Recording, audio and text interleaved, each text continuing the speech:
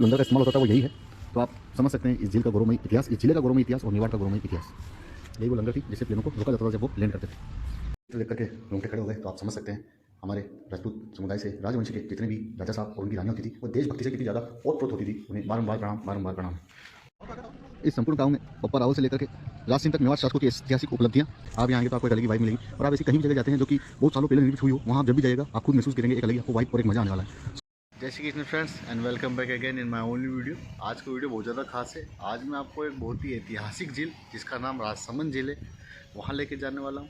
देखेंगे उस झील को नज़दीक से और बात करेंगे उस झील के इतिहास के बारे में।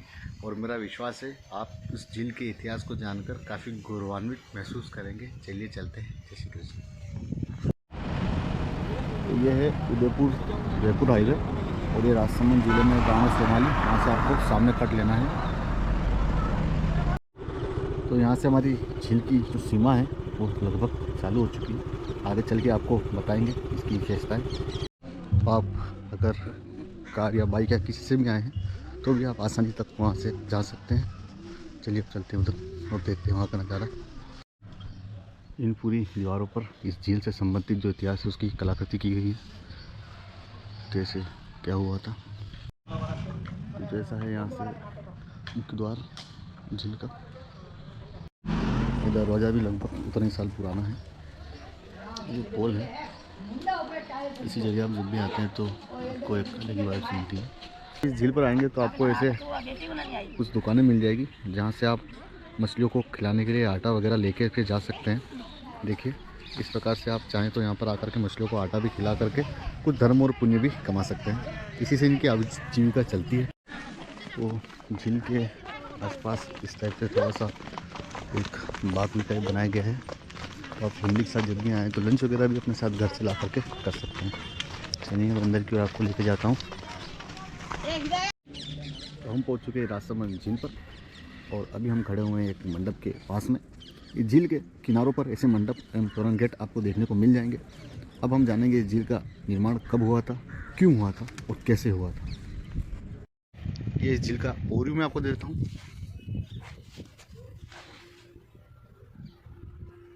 काफ़ी शानदार अद्भुत नज़ारा, कुछ ऐसा नज़ारा है इस झील का। देखिए आप, शानदार नज़ारा, काफ़ी मंत्रमुग्ध कर देने वाला है झील का नज़ारा है। ये झील लगभग 2 किलोमीटर चौड़ी है और 6 किलोमीटर लंबी है।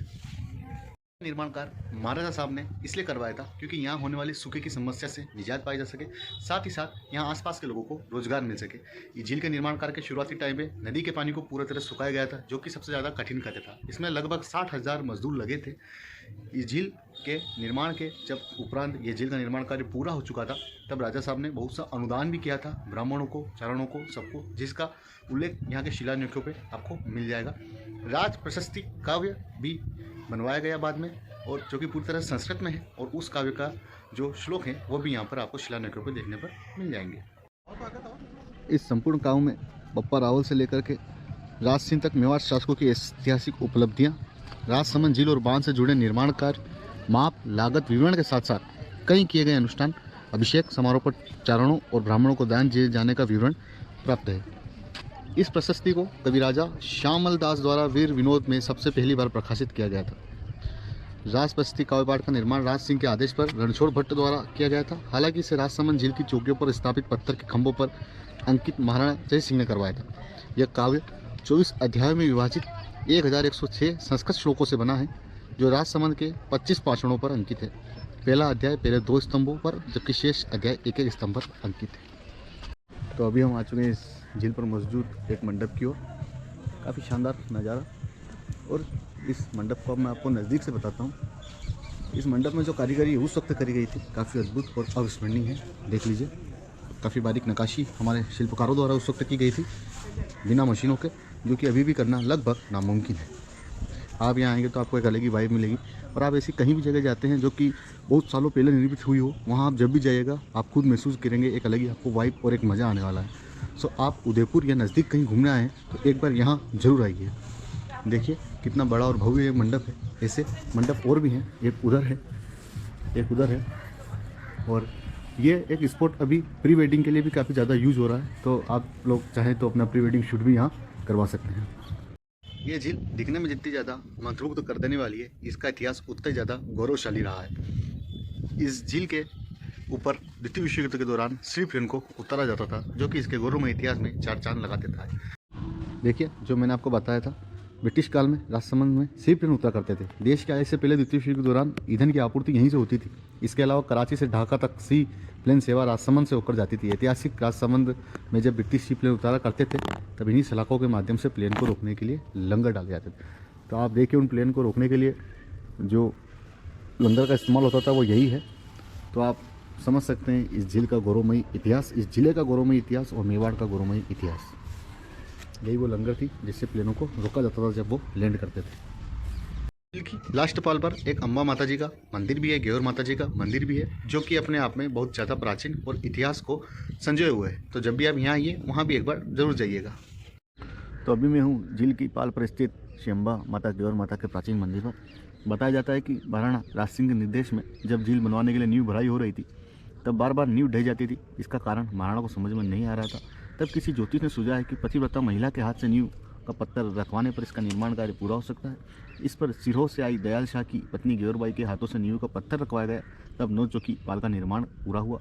इसके बाद दयाल शाह को महाराणा राज सिंह के दरबार में मंत्री पद दिया। बाद में महाराणा ने 10 भुजा वाले अम्बा माता, इसके पास ही घेवर माता का मंदिर बनवाया। यहाँ नवरात्रि में विशेषकर काफ़ी ज़्यादा भीड़ रहती है। इस झील में अब वोटिंग सुविधा भी चालू हो चुकी है, तो अगर आप परिवार के साथ आ रहे हैं और वोटिंग का लुत्फ लेना चाहते हैं, तो वो भी आपको यहाँ मिल जाएगा।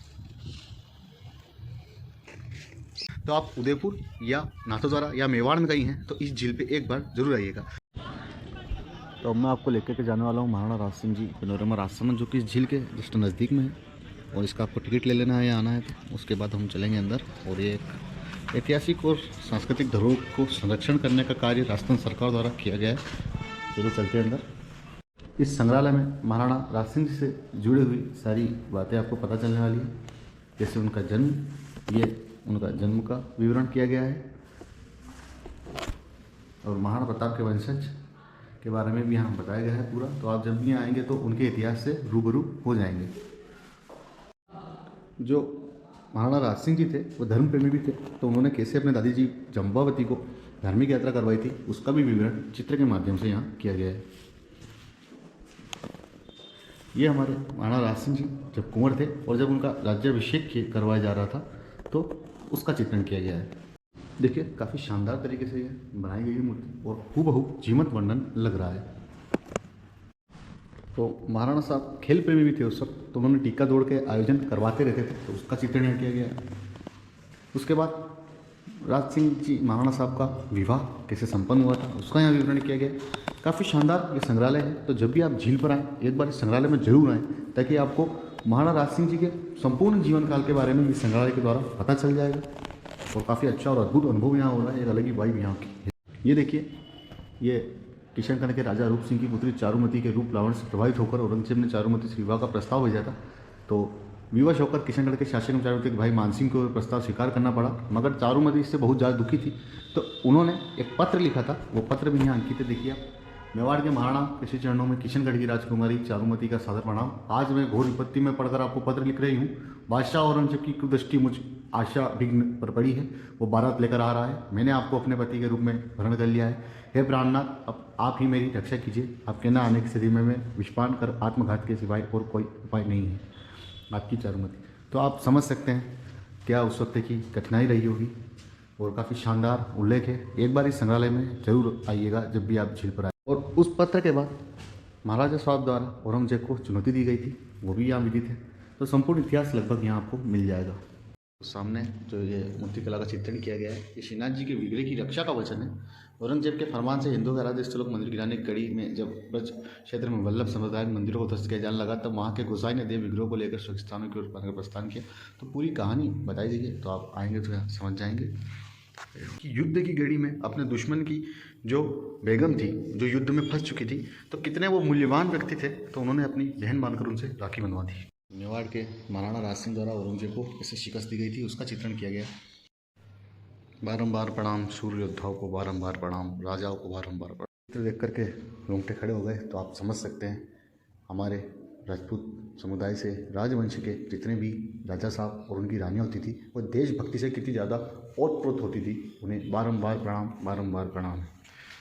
मानसिक साहब मेवाड़ के अत्यंत निर्भीक साहसी और पराक्रमी शासक महाराणा राज सिंह का स्वर्गवास 22 अक्टूबर 1680 को हो गया था। इनका निर्वाण स्थल कुंभलगढ़ के पास ओड़ा गांव में है। इनके निधन के पश्चात इनके ज्येष्ठ पुत्र जयसिंह मेवाड़ के महाराणा बने थे।